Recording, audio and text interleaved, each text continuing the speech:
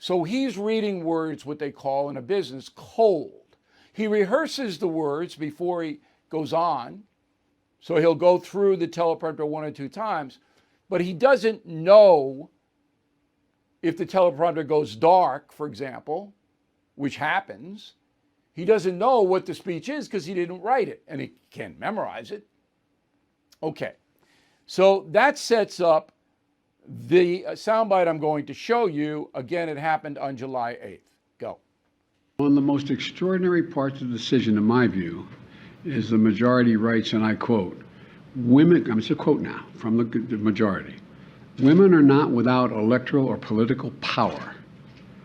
It is noteworthy that the percentage of women who register to vote and cast a ballot is consistently higher than the percentage of the men who do so. End of quote. Repeat the line. Women are not without electoral and or political, or maybe precise, not and or political power. That's another way of saying that you, the women of America, can determine the outcome of this issue. Okay, so he says repeat the line. Not supposed to say repeat the line. That was an instruction, okay?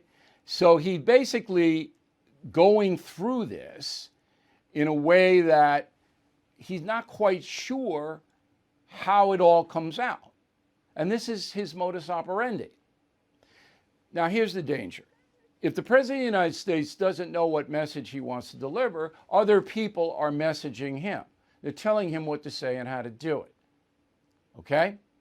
And that's frightening because the president should be the one making the final calls, and he's not.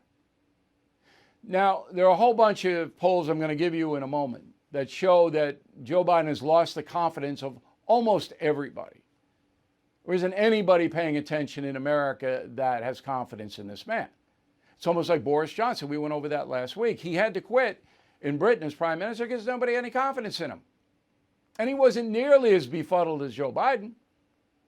So people say, well, what about the 25th Amendment? You know, you remove them, you remove them, you remove them. No, because the White House physician is in charge of basically assessing every president's health, including Biden. And here's what he said. Okay, this is Kevin O'Connor on November 19th, 2021. Quote, President Biden remains a healthy, vigorous 78-year-old male who is fit to successfully execute the duties of the presidency to include as chief executive, head of state, and commander-in-chief, unquote. Well, that's it. So you can't remove Biden with his physician saying he can do the job.